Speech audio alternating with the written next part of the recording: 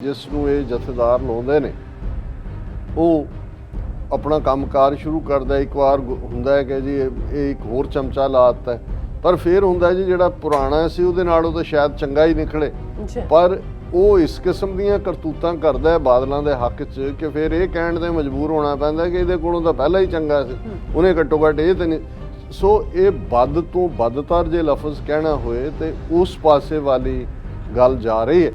ਮਨਜਿੰਦਰ ਸਿਰਸਾ ਵੀ ਜਿਹੜਾ ਇਹ MLA ਬਣਿਆ ਹੈ 2017 ਦੇ ਵਿੱਚ, ਉਹ BJP ਦੇ ਚੋਣ ਨਿਸ਼ਾਨ ਤੇ ਬਣੇ। ਸੋ ਉਹ ਤਾਂ ਆਲਰੇਡੀ BJP 'ਚ ਸੀ। ਮੈਨੂੰ ਤਾਂ ਕਈ ਵਾਰੀ ਇਹ ਵੀ ਲੱਗਦਾ ਹੈ ਵੀ ਇਹ ਵੀ ਹੋ ਸਕਦਾ ਇਹਨਾਂ ਨੇ ਆਪ ਹੀ ਭੇਜਿਆ ਹੋਏ ਕਿ ਭਾਈ ਇਹਨਾਂ ਦੇ ਖਿਲਾਫ ਵੀ ਕੋਈ ਨਾ ਕੋਈ ਕੇਸ ਖੁੱਲ੍ਹਣ ਵਾਲੇ ਨੇ। ਮੈਂ ਕਿਹਾ ਮੈਨੂੰ ਕੋਈ ਹੈਰਾਨੀ ਨਹੀਂ ਹੋਏਗੀ ਕਿ ਬਾਦਲ ਅਕਾਲੀ ਦਲ ਆਪਣਾ ਸਾਰਾ ਅਕਾਲੀ ਦਲ ਡਿਜ਼ੋਲਵ ਕਰਕੇ BJP 'ਚ ਚਲੇ ਜਾਣ ਔਰ ਉਹਨਾਂ ਨੂੰ ਉਹ ਕਹਿਣ ਜੀ ਠੀਕ ਹੈ ਅਸੀਂ ਤੁਹਾਡੇ ਬਿਹਾਫ ਤੇ ਰਨ। ਤੁਸੀਂ ਪਹਿਲਾਂ ਤਾਂ ਆਪ ਹੀ ਟਰੋਜਨ ਹੋਰਸ ਹੋ, ਪਰ ਤੁਸੀਂ ਅੱਗੋਂ ਕਿਸ ਲੈਵਲ ਦਾ ਮਾਫੀਆ ਮੈਨ ਰੱਖਿਆ ਜਿਹਨੂੰ ਤੁਸੀਂ ਇਸਤੇਮਾਲ ਕੀਤਾ ਸਿੱਖੀ ਵੈਲਿਊਜ਼ ਨੂੰ ਔਰ ਕੌਮੀ ਪੱਖ ਨੂੰ ਕਮਜ਼ੋਰ ਕਰਨ ਦੇ ਲਈ।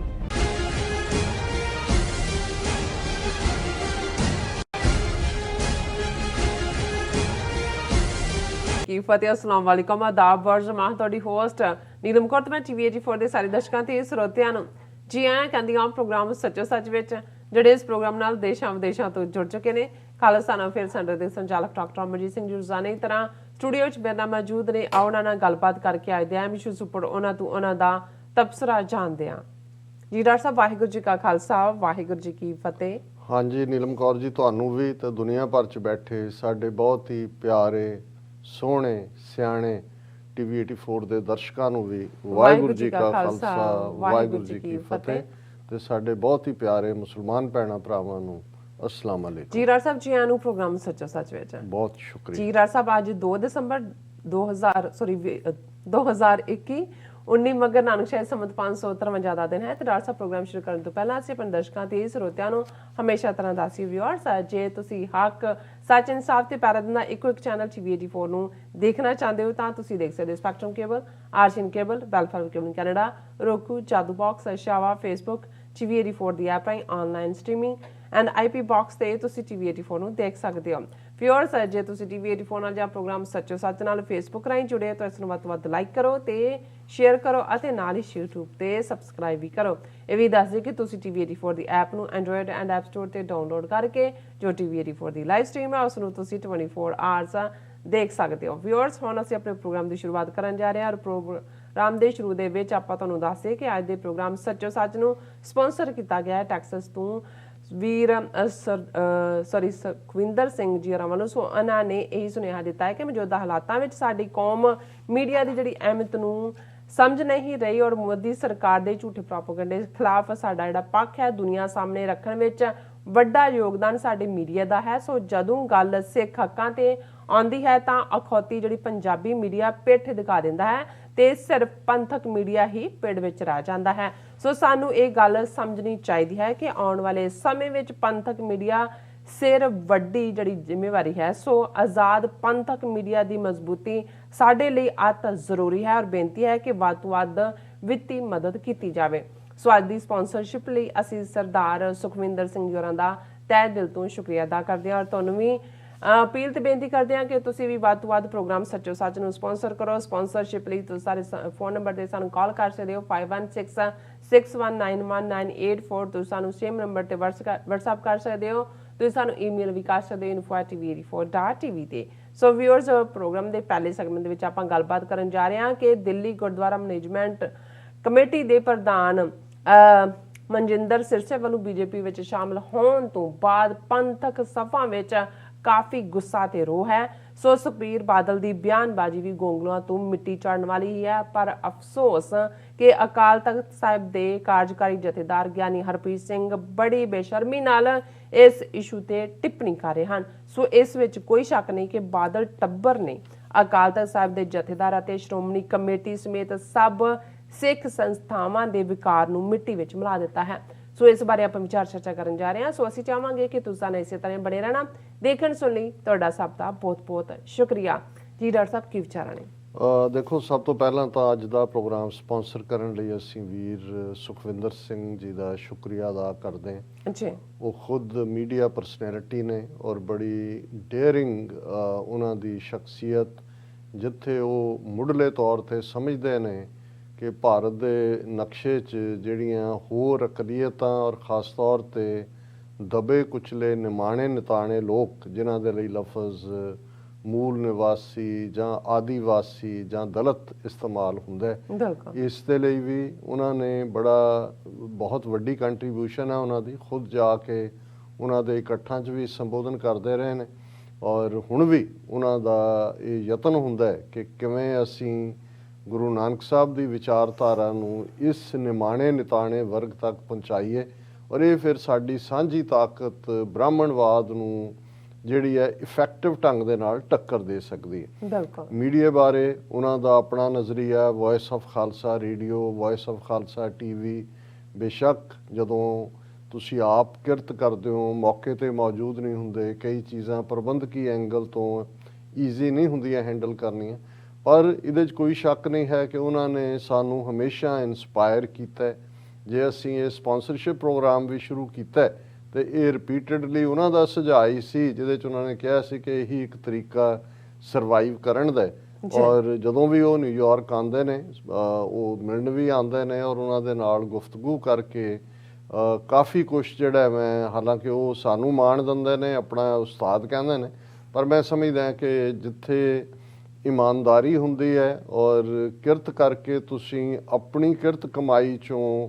ਕੌਮੀ ਕੰਮਾਂ ਦੇ ਲਈ ਔਰ ਖ਼ਾਸ ਤੌਰ 'ਤੇ ਮੀਡੀਆ ਦੇ ਲਈ ਆਪਣਾ ਯੋਗਦਾਨ ਪਾਉਂਦੇ ਹੋ, ਉਹ ਫਿਰ ਸਾਡੀਆਂ ਡਿਫਿਕਲਟੀਜ਼ ਨੂੰ ਵੀ ਬੜੀ ਚੰਗੀ ਤਰ੍ਹਾਂ ਸਮਝਦੇ ਨੇ। ਉਹਨਾਂ ਨੇ ਅਕਸਰ ਕਹਿਣਾ ਕਿ ਜਦੋਂ ਭੈਣ ਨੀਲਮ ਕੌਰ ਮੰਗਦੇ ਨੇ ਕਿ ਭਾਈ ਮਦਦ ਕਰੋ ਤਾਂ ਕਹਿੰਦੇ ਨੇ ਵੀ ਬਹੁਤ ਰੁੱਗ ਭਰਿਆ ਜਾਂਦਾ ਦਿਲ ਦਾ, ਇਵੇਂ ਹੋਣਾ ਨਹੀਂ ਚਾਹੀਦਾ। ਔਰ ਉਹਨਾਂ ਨੂੰ ਰਾਦਰ ਇਹ ਵੀ ਰੋਸ ਹੁੰਦਾ, ਮੇਰੇ ਤੇ ਵੀ ਕਈ ਵਾਰੀ ਕਹਿਣਗੇ ਕਿ ਤੁਸੀਂ ਟੂ ਪੋਲਾਈਟ ਹੋ, ਕਿ ਵੀ ਦੁਸ਼ਮਣ ਤਾਂ ਸਾਨੂੰ ਦੁਸ਼ਮਣ ਸਮਝਦਾ ਹੀ ਹੈ, ਵੀ ਆਪਣੇ ਲੋਕ ਜਿਹੜੀਆਂ ਆਪਣੀਆਂ ਜਥੇਬੰਦੀਆਂ ਨੇ, ਜਦੋਂ ਉਹਨਾਂ ਦੇ ਪ੍ਰੋਗਰਾਮ ਹੁੰਦੇ ਨੇ, ਉਹਨਾਂ ਨੇ ਦੂਜੇ ਟੀਵੀ ਸੱਦੇ ਹੁੰਦੇ ਨੇ, ਲੇਕਿਨ ਉਹਨਾਂ ਨੂੰ ਉਦੋਂ ਟੀਵੀ 84 ਨਜ਼ਰ ਕਿਉਂ ਨਹੀਂ ਆਉਂਦਾ। ਸੋ ਚਾਹੁੰਦੇ ਹੁੰਦੇ ਨੇ ਕਿ ਵੀ ਤੁਸੀਂ ਇਹਨਾਂ ਨੂੰ ਵੀ ਭੰਨੋ, ਪਰ ਮੈਨੂੰ ਇਹ ਹੁੰਦਾ ਕਿ ਵੀ ਕੋਈ ਗੱਲ ਨਹੀਂ ਹੈ ਆਪਣੇ। ਬੇਸ਼ੱਕ ਇਹਦੇ 'ਚ ਕੋਈ ਦੋ ਰਾਵਾਂ ਨਹੀਂ ਨੇ। ਅਸੀਂ ਅੱਜ ਵੀ ਜਦੋਂ ਗੁਰਦੁਆਰਾ ਰਿਚਮੰਡ ਹਿੱਲ ਕਲਚਰਲ ਸੁਸਾਇਟੀ ਤੋਂ ਅਮਰਜੀਤ ਸਿੰਘ ਨੇ ਦੱਸਿਆ ਕਿ ਅਸੀਂ ਆਪਣੇ ਕੈਮਰੇ ਔਰ ਦੂਸਰਾ ਸਟੱਫ ਲੈ ਆਂਦਾ, ਅਸੀਂ ਫਿਰ ਕਦੇ ਗੱਲ ਕਰਾਂਗੇ ਕਿ ਕਿਵੇਂ ਕਿਸ ਲੈਵਲ ਦੀ ਬਿਟਰੇਅਲ ਕਰਨ ਵਾਲੇ ਆਪਣੇ ਲੋਕ ਹੁੰਦੇ ਨੇ। ਸੋ ਔਰ ਸਾਨੂੰ ਇਹ ਸਾਡੀ ਖੁਸ਼ਕਿਸਮਤੀ ਹੈ ਕਿ ਇਸ ਵੇਲੇ ਸਾਡੇ ਕੋਲ ਗੁਰਦੁਆਰਾ ਫਤਿਹਗੜ੍ਹ ਸਾਹਿਬ ਹਿਸਟੋਰੀਕਲ ਮੁਕਾਮ ਤੋਂ ਸਵੇਰੇ ਸ਼ਾਮ ਦੇ ਪ੍ਰੋਗਰਾਮ ਨੇ ਆਉਣ ਵਾਲੇ, ਕਿਉਂਕਿ ਦਸੰਬਰ ਦਾ ਮਹੀਨਾ ਸ਼ੁਰੂ ਹੋ ਚੁੱਕਾ ਹੈ ਔਰ ਸਫਰੇ ਸ਼ਹਾਦਤ ਇਹ ਪੂਰਾ ਜਿਹੜਾ ਲਗਭਗ 2 ਹਫ਼ਤੇ ਦਾ ਇੱਕ ਉਹਨਾਂ ਦਾ ਨਗਰ ਕੀਰਤਨ ਦੇ ਰੂਪ 'ਚ ਵੀ ਪ੍ਰੋਗਰਾਮ ਹੁੰਦਾ ਹੈ। ਫਿਰ ਵੱਡੇ ਸਾਹਿਬਜ਼ਾਦਿਆਂ ਦੀ ਸ਼ਹੀਦੀ, ਛੋਟੇ ਸਾਹਿਬਜ਼ਾਦਿਆਂ ਦੀ ਸ਼ਹੀਦੀ, ਔਰ ਅਸੀਂ ਉੱਥੋਂ ਲਾਈਵ ਕਵਰ ਕਰਾਂਗੇ ਇਸ ਨੂੰ ਵੀ, ਕਿਉਂਕਿ ਇਹ ਤਾਂ ਹੋਲ ਡੇ ਪ੍ਰੋਗਰਾਮ ਹੁੰਦੇ ਨੇ। ਲੇਕਿਨ ਸਾਡਾ ਫਤਿਹਗੜ੍ਹ ਸਾਹਿਬ ਦੇ ਪ੍ਰੋਗਰਾਮ ਨੇ ਸਾਨੂੰ ਇਹ ਦੁੱਖ ਜਿਹੜਾ ਉਹ ਘੱਟ ਮਹਿਸੂਸ ਹੋਣ ਦਿੱਤਾ। ਲੇਕਿਨ ਜਿਵੇਂ ਰਿਚਮੰਡ ਹਿੱਲ ਵਾਲਿਆਂ ਨੇ ਜੋ ਕੁਛ ਕੀਤਾ, ਇਹ ਇੱਕ ਵੱਡੀ ਸਾਡੇ ਨਾਲ ਤਾਂ ਕੀ ਹੈ, ਲੇਕਿਨ ਇਹ ਇੱਕ ਕੌਮੀ ਕਾਜ਼ ਦੇ ਨਾਲ ਇੱਕ ਬਿਟਰੇਅਲ ਹੈ, ਇਹਦੇ ਬਾਰੇ ਕੋਈ ਦੋ ਰਾਵਾਂ ਨਹੀਂ ਨੇ। ਔਰ ਸੁਖਵਿੰਦਰ ਸਿੰਘ ਹਮੇਸ਼ਾ ਇਸ ਗੱਲ ਨੂੰ ਪੁਆਇੰਟ ਆਊਟ ਕਰਨਗੇ ਔਰ ਉਹ ਕਹਿਣਗੇ ਕਿ ਭਾਈ ਟੈਲੀ ਕਾਨਫਰੰਸ ਜਦੋਂ ਹੋ ਰਹੀ ਹੁੰਦੀ ਹੈ ਤਾਂ ਮੈਂ ਹੀ ਇਕੱਲਾ ਖੜਾ ਹੁੰਦਾ ਕਰਨ ਨੂੰ, ਬਾਕੀ ਜਿਹੜੇ ਤੁਹਾਡੇ ਹਮਦਰਦ ਤੇ ਪਿਆਰੇ ਨੇ ਉਹਨਾਂ ਨੂੰ ਵੀ ਜਿਹੜੀ ਹੈ ਉਹ ਬੋਲਣ ਦੀ ਹਿੰਮਤ ਨਹੀਂ ਹੁੰਦੀ। ਮੈਂ ਕਿਹਾ ਨਹੀਂ, ਇਹ ਵੀ ਕਿਸੇ ਕਿਸੇ ਦੇ ਹਿੱਸੇ ਆਉਂਦਾ ਹੈ ਕਿ ਤੁਸੀਂ ਸੱਚ ਦੇ ਲਈ ਖਲੋਂਦੇ ਹੋ, ਸੱਚ ਦੇ ਲਈ ਪਹਿਰਾ ਦਿੰਦੇ ਹੋ, ਔਰ ਅਸੀਂ ਵੀਰ ਸੁਖਵਿੰਦਰ ਸਿੰਘ ਜੀ ਦਾ ਸ਼ੁਕਰੀਆ ਅਦਾ ਕਰਦੇ ਹਾਂ। ਅਸੀਂ ਲਗਾਤਾਰਤਾ ਨਾਲ ਔਰ ਪਿਛਲੇ ਲਗਭਗ ਜਦੋਂ ਤੋਂ 28 ਨਵੰਬਰ ਦਾ ਉਹ ਦੁਖੀ ਕਰਨ ਵਾਲਾ ਦਿਨ, ਜਦੋਂ ਬਰਮਿੰਗਮ ਤੋਂ UK ਤੋਂ ਖਬਰ ਆਉਂਦੀ ਹੈ ਕਿ ਵੀਰ ਹਰਪ੍ਰੀਤ ਸਿੰਘ ਰਾਣਾ ਸਾਨੂੰ ਵਿਛੋੜਾ ਦੇ ਗਏ ਨੇ, ਔਰ ਬਹੁਤ ਸਾਰੇ ਪਿਛਲੇ 2-3 ਦਿਨ ਤੋਂ ਕੁਝ ਸਾਡੇ ਵਿਊਅਰਸ ਵੀ ਕਰਕੇ ਕਹਿਣਗੇ ਕਿ ਤੁਹਾਡੇ ਵਿਹਾਰ 'ਚ ਜਾਂ ਦੂਜੇ 'ਚ ਬਹੁਤ ਉਦਾਸੀ ਹੁੰਦੀ ਹੈ ਪ੍ਰੋਗਰਾਮ। ਮੈਂ ਕਿਹਾ ਜੀ ਜੋ ਮਰਜ਼ੀ ਹੋਏ, ਲੇਕਿਨ ਤੁਸੀਂ ਜਿੰਨੇ ਮਰਜ਼ੀ ਮਜ਼ਬੂਤ ਹੋਵੋ, ਜਿਨ੍ਹਾਂ ਦੇ ਨਾਲ ਤੁਸੀਂ ਉਸ ਕਿਸਮ ਦਾ ਜਿਹੜੇ ਕੌਮੀ ਸਾਂਝ ਹੈ, ਇਹ ਠੀਕ ਹੈ ਕਿ ਨਿੱਜੀ ਜਜ਼ਬਾਤਾਂ ਦੀ ਸਾਂਝ ਇੱਕ ਵੱਖਰੀ ਕਿਸਮ ਦੀ ਹੁੰਦੀ ਹੈ ਜਿਹੜੀ ਅਸੀਂ ਰਿਸ਼ਤੇਦਾਰ ਭਾਈ ਭੈਣ ਕਿਸੇ ਦੇ ਦੁਨੀਆ ਤੋਂ ਕੂਚ ਕਰਨ ਤੋਂ ਬਾਅਦ ਮਹਿਸੂਸ ਕਰਦੇ, ਪਰ ਇਹ ਇੱਕ ਰੂਹਾਨੀ ਰਿਸ਼ਤਾ ਬਣ ਜਾਂਦਾ ਹੈ, ਕੌਮੀ ਰਿਸ਼ਤਾ ਬਣ ਜਾਂਦਾ ਹੈ ਔਰ ਇਹਦੀ ਪੀੜ ਔਰ ਕਸਕ ਆਪਣੀ ਕਿਸਮ ਦੀ ਹੁੰਦੀ ਹੈ ਔਰ ਲਗਾਤਾਰਤਾ ਨਾਲ ਇਸ ਦੇ ਉੱਤੇ ਅਸੀਂ ਗੱਲ ਕਰ ਰਹੇ ਹਾਂ ਇਹਨਾਂ ਸਾਰੇ ਦਿਨਾਂ ਦੇ ਵਿੱਚ। ਔਰ ਹੁਣ ਵੀ ਜਦੋਂ ਉਹਨਾਂ ਦੀ ਮਈਅਤ, ਉਹਨਾਂ ਦੇ ਦਾ ਸਰੀਰ, ਮ੍ਰਿਤਕ ਸਰੀਰ ਉੱਥੋਂ ਰਵਾਨਾ ਹੋਇਆ ਔਰ ਜਿਵੇਂ ਜੈਕਾਰਿਆਂ ਦੀ ਗੂੰਜ ਦੇ ਵਿੱਚ ਔਰ ਜਿੰਨਾ ਵੱਡਾ ਇਕੱਠ ਸੀ ਔਰ ਉਹਨਾਂ ਦੇ ਹੁਣ ਜਿਵੇਂ ਅਸੀਂ ਹਾਲਾਂ ਅੰਦਾਜ਼ਾ ਤਾਂ ਸੀ ਕਿ ਸੈਚਰਡੇ ਹੀ ਉਹਨਾਂ ਦੀ ਕ੍ਰਿਮੇਸ਼ਨ ਔਰ ਅੰਤਮ ਅਰਦਾਸ ਹੋਏਗੀ, ਪਰ ਹੁਣ ਪਰਿਵਾਰ ਵੱਲੋਂ ਕਨਫਰਮ ਕੀਤਾ ਗਿਆ ਔਰ ਅਸੀਂ ਇਹ ਅਨਾਊਂਸ ਵੀ ਕਰਨਾ ਚਾਹੁੰਦੇ ਕਿ ਕਮਿੰਗ ਸੈਚਰਡੇ ਉਹਨਾਂ ਦਾ ਜਿਹੜਾ ਪਹਿਲਾ ਅੰਤਮ ਸੰਸਕਾਰ ਹੈ ਔਰ ਇਹ ਜਿਹੜਾ ਫਿਊਨਰਲ ਹਾਊਸ ਹੈ, funeral home 11430 Rockaway boulevard, south Ozone Park, New York 11420 Saturday, coming Saturday ਜਿਹੜਾ 4 ਦਸੰਬਰ ਹੋਏਗਾ। ਦਰਸ਼ਕ ਸਕਰੀਨ ਦੇ ਉੱਤੇ ਵੀ ਦੇਖ ਸਕਦੇ ਨੇ ਔਰ ਇਹ ਸਵੇਰੇ 9 ਤੋਂ 12 ਵਜੇ ਤੱਕ। ਸੋ ਜ਼ਾਹਰ ਹੈ ਇਹਨੂੰ ਅਸੀਂ ਅੰਤਮ ਦਰਸ਼ਨ ਦਾ ਨਾਮ ਵੀ ਦਿੰਦੇ ਔਰ ਉਸ ਮੌਕੇ ਦੇ ਉੱਤੇ ਸੁਖਮਨੀ ਸਾਹਿਬ ਦਾ ਪਾਠ ਜਾਂ ਕੀਰਤਨ ਜੋ ਵੀ ਪ੍ਰਬੰਧ ਹੋਏਗਾ ਔਰ ਅਸੀਂ TV 84 ਵੱਲੋਂ ਉਸ ਨੂੰ ਲਾਈਵ ਕਵਰ ਕਰਾਂਗੇ ਉੱਥੋਂ ਵੀ। ਔਰ ਫਿਰ ਗੁਰਦੁਆਰਾ ਸਾਹਿਬ, ਗੁਰਦੁਆਰਾ ਰਿਚਮੰਡ ਹਿਲ ਕਲਚਰਲ ਸੁਸਾਇਟੀ ਜਿਹੜਾ ਉਸ ਦੇ ਵਿੱਚ ਦੁਪਹਿਰੇ 3 ਤੋਂ 5 ਵਜੇ ਤੱਕ ਉਹਨਾਂ ਦੀ ਅੰਤਮ ਅਰਦਾਸ ਹੋਏਗੀ ਔਰ ਇਹ ਬਹੁਤ ਵੱਡੀ ਗੈਦਰਿੰਗ ਹੋਏਗੀ ਕਿਉਂਕਿ ਸਾਡੇ ਵੀ ਜਿਵੇਂ ਅੱਜ ਹੀ ਸਰ ਸਤਪਾਲ ਸਿੰਘ ਪੁਰੇਵਾਲ ਉਹਨਾਂ ਨੇ ਦੱਸਿਆ ਕਿ ਬਈ ਸੀਐਟਲ ਤੋਂ ਵੀ ਸਿੰਘਾਂ ਦਾ ਇੱਕ ਜਥਾ ਆ ਰਿਹਾ ਹੈ, ਵਾਸ਼ਿੰਗਟਨ DC ਤੋਂ ਭਾਈ ਨਰਿੰਦਰ ਸਿੰਘ, ਬਰਵਿੰਦਰ ਸਿੰਘ ਚੱਠਾ, ਬਾਕੀ ਸਾਰੇ ਵੀ ਆ ਰਹੇ ਨੇ ਔਰ ਇਵੇਂ ਹੀ ਜਿਹਨੇ ਵੀ ਜਿੱਥੇ ਵੀ ਸੁਣਿਆ ਉਹ ਇਹ ਸਮਝਦਾ ਹੈ ਕਿ ਭਾਈ ਇਸ ਕੌਮੀ ਹੀਰੋ ਦੀ ਅੰਤਮ ਵਿਦਾਇਗੀ 'ਚ ਅੰਤਮ ਅਰਦਾਸ ਸ਼ਾਮਲ ਹੋਣਾ ਸਾਡਾ ਫਰਜ਼ ਹੈ। ਸੋ ਅਸੀਂ ਇਹ ਸਮਝਦੇ ਹਾਂ ਕਿ ਇਹ ਆਪਣੇ ਆਪ ਦੇ ਵਿੱਚ ਦੇਖੋ ਜਦੋਂ ਬੰਦਾ ਤੁਰ ਜਾਂਦਾ ਹੈ ਆਪਣੀ ਕੀਤੀ ਤਾਂ ਉਹ ਨਾਲ ਲੈ ਜਾਂਦਾ ਹੈ, ਪਿੱਛੋਂ ਇਹ ਜ਼ਰੂਰ ਹੁੰਦਾ ਹੈ। ਔਰ ਅਕਸਰ ਸੰਤ ਰਾਮ ਉਦਾਸੀ ਜਿਹੜਾ ਬਹੁਤ ਵੱਡਾ ਸ਼ਾਇਰ ਹੋਇਆ, ਬੇਸ਼ੱਕ ਉਹ ਦੌਰ ਨਕਸਲੀ ਦੌਰ ਸੀ, ਲੇਕਿਨ ਉਹਨਾਂ ਦੀਆਂ ਨਜ਼ਮਾਂ ਅੱਜ ਵੀ ਜਦੋਂ ਅਸੀਂ ਖਾਲਿਸਤਾਨੀ ਸੰਘਰਸ਼ ਦੇ ਹਵਾਲੇ ਨਾਲ ਵੀ ਗੱਲ ਕਰਦੇ ਹਾਂ ਤਾਂ ਉਨੀਆਂ ਹੀ ਰੈਲੇਵੈਂਟ ਨੇ ਕਿਉਂਕਿ ਉਹ ਸਚਿਆਰਾ ਇਨਸਾਨ, ਉਹਦੇ ਅੰਦਰ ਰੈਵੋਲੂਸ਼ਨ, ਤਬਦੀਲੀ ਦੀ ਤਾਂਘ ਔਰ ਜਿਹੜੇ ਮਜ਼ਲੂਮਾਂ ਦੇ ਹੱਕਾਂ ਦੀ ਆਵਾਜ਼ ਸੀ। ਤੇ ਉਹਦੇ 'ਚ ਉਹਦੀ ਇੱਕ ਨਜ਼ਮ ਦੀ ਲਾਈਨ ਹੈ ਕਿ ਭਾਈ ਮੇਰੀ ਮੌਤ ਤੇ ਨਾ ਰੋਇਓ, ਮੇਰੇ ਸੁਪਨੇ ਨੂੰ ਸਾਕਾਰ ਕਰਿਓ, ਇਸ ਕਿਸਮ ਦੀ ਲਾਈਨ ਹੈ। ਸੋ ਅਸੀਂ ਸਮਝਦੇ ਹਾਂ ਕਿ ਵੀ ਹਰਪ੍ਰੀਤ ਸਿੰਘ ਰਾਣਾ ਤਾਂ ਤੁਰ ਗਏ, ਜਿਸ ਕੌਜ਼ ਲਈ ਉਹਨਾਂ ਨੇ ਆਪਣੀ ਜ਼ਿੰਦਗੀ ਦਿੱਤੀ, ਜਦੋਂ ਅਸੀਂ ਸਾਰੇ ਇਕੱਠੇ ਹੁੰਦੇ ਹਾਂ ਤੇ ਇਹ ਰੀਇਨਫੋਰਸ ਵੀ ਹੋਏਗਾ ਸਾਰਿਆਂ 'ਚ ਕਿ ਭਾਈ ਕੌਮੀ ਘਰ ਖਾਲਿਸਤਾਨ ਦੀ ਤਾਮੀਰ ਦੇ ਲਈ ਅਸੀਂ ਬਰਾਬਰ ਯਤਨ ਕਰਨੇ ਨੇ, ਆਪਣਾ ਯੋਗਦਾਨ ਪਾਉਣਾ। ਔਰ ਅਸੀਂ ਇਹ ਫਿਰ ਅਪੀਲ ਵੀ ਕਰਾਂਗੇ ਸਾਡੀਆਂ ਨੇਬਰਿੰਗ ਸਟੇਟਸ ਤੋਂ ਜਿਹੜੇ ਸਾਡੇ ਵੀਰ ਭੈਣਾਂ ਡਰਾਈਵ ਕਰਕੇ ਆ ਸਕਦੇ ਨੇ, ਆਲਰੇਡੀ ਬਹੁਤ ਸਾਰਿਆਂ ਨੇ ਪ੍ਰੋਗਰਾਮ ਬਣਾਇਆ ਹੋਏਗਾ, ਪਰ ਫਿਰ ਵੀ ਜੇ ਤੁਸੀਂ ਕੋਈ ਹੋਰ ਰੁਝੇਵਾਂ ਤੁਹਾਡਾ ਹੈ ਵੀ ਹੈ, ਇਸ ਨਾਲੋਂ ਅਹਿਮੀਅਤ ਵਾਲਾ ਹੋਰ ਕੋਈ ਮੌਕਾ ਨਹੀਂ ਹੋਏਗਾ। ਸੋ ਜ਼ਰੂਰ ਜਿਹੜਾ ਉਹਨਾਂ ਦੀ ਕ੍ਰਿਮੇਸ਼ਨ ਔਰ ਅੰਤਮ ਅਰਦਾਸ ਦੇ ਵਿੱਚ ਸ਼ਮੂਲੀਅਤ ਕਰੋ। ਕੱਲ ਸਾਡੇ ਲਗਭਗ 2 ਸੈਗਮੈਂਟ ਇਸ ਮੁੱਦੇ ਦੇ ਉੱਤੇ ਸੀ ਕਿ ਕਿਵੇਂ ਬਾਦਲਾਂ ਨੇ ਪਿਛਲੀ ਅੱਧੀ ਸਦੀ ਦੇ ਵਿੱਚ ਸਿੱਖ ਸੰਸਥਾਵਾਂ ਡਿਸਟਰੋਏ ਕੀਤੀਆਂ। ਉਹ ਅਕਾਲ ਤਖਤ ਦੇ ਜਥੇਦਾਰ ਨੂੰ ਲੈ ਕੇ ਹੋਏ ਕਿਉਂਕਿ ਉਸ ਨੂੰ ਸ਼੍ਰੋਮਣੀ ਕਮੇਟੀ ਨੋਮੀਨੇਟ ਕਰਦੀ ਹੈ ਤੇ ਸ਼੍ਰੋਮਣੀ ਕਮੇਟੀ ਦਾ ਪ੍ਰਧਾਨ ਬਾਦਲਾਂ ਦੇ ਲਿਫਾਫੇ 'ਚੋਂ ਨਿਕਲਦਾ ਹੈ। ਅਖੀਰਲੇ ਪਲ ਤੱਕ ਵੀ ਪਤਾ ਨਹੀਂ ਹੁੰਦਾ ਵੀ ਕਿਹਨੂੰ ਪ੍ਰਧਾਨ ਬਣਾਉਣਾ। ਅਖੀਰ ਵੇਲੇ ਇਹ ਜਾ ਕੇ ਕਿਹਾ ਜਾਂਦਾ ਹੈ ਕਿ ਜੀ ਆ ਲਓ ਤੁਸੀਂ ਜਿਹੜਾ ਉਹ ਤੁਹਾਨੂੰ ਲਿਫਾਫਾ ਖੋਲੋਗੇ ਤਾਂ ਉਹਦੇ 'ਚ ਨਾਂ ਹੋਏਗਾ, ਬਾਕੀ ਜਿਹੜੇ ਸਾਰੇ ਨੇ ਉਹਦੇ 'ਤੇ ਮੋਹਰ ਲਾ ਦਿੰਦੇ ਨੇ। ਕਹਿਣ ਨੂੰ ਸ਼੍ਰੋਮਣੀ ਕਮੇਟੀ ਸਾਡੀ ਸੰਸਥਾ 1200-1300 ਕਰੋੜ ਸਾਲਾਨਾ ਬਜਟ ਦੀ, ਪਰ ਕਦੇ ਤੁਸੀਂ ਦੇਖੋ ਵੀ ਐਵੇਂ ਕਈ ਤਾਂ ਉਹਨੂੰ ਐਵੇਂ ਚਾਂਬਲ ਕੇ ਸਿੱਖਾਂ ਦੀ ਮਿੰਨੀ ਪਾਰਲੀਮੈਂਟ ਵੀ ਕਹਿਣਗੇ, ਪਰ ਤੁਸੀਂ ਕਦੇ ਦੇਖਿਆ ਹੋਏ ਕਿ ਉਸ ਮਿੰਨੀ ਪਾਰਲੀਮੈਂਟ 'ਚ ਜਿੱਥੇ 1200-1300 ਕਰੋੜ ਦਾ ਬਜਟ ਡਿਸਕਸ ਹੁੰਦਾ ਉੱਥੇ ਕਦੇ ਡਿਸਕਸ ਵੀ ਹੋਇਆ ਹੋਏ? ਅੱਧੇ ਮਿੰਟ ਦੇ ਵਿੱਚ ਉਹ ਪੇਸ਼ ਕਰਦੇ ਨੇ, ਅਗਲੇ 'ਚ ਜਕਾਰਾ ਛੱਡ ਕੇ ਪਾਸ ਹੁੰਦਾ, ਗੱਲ ਮੁੱਕ ਗਈ। ਔਰ ਇਹ ਠੀਕ ਹੈ ਕਿ ਟੌੜੇ ਦੇ ਜ਼ਮਾਨੇ ਤੋਂ ਹੀ ਸ਼੍ਰੋਮਣੀ ਕਮੇਟੀ ਮੈਂਬਰਾਂ ਨੂੰ ਜਿਹੜਾ ਉਹ ਪੂਰਾ ਖੁਸ਼ ਰੱਖਿਆ ਹੋਇਆ, ਉਹਨਾਂ ਦੇ ਕੋਲ ਉਹਨਾਂ ਨੂੰ ਪੈਸਾ ਵੀ ਦਿੱਤਾ ਜਾਂਦਾ ਹੈ ਕਿ ਭਾਈ ਇਹ ਤੁਸੀਂ ਖਰਚਕਾਂ ਨੂੰ ਜੇਬ 'ਚ ਹੀ ਹੁੰਦੇ ਨੇ ਬਹੁਤ ਸਾਰੇ।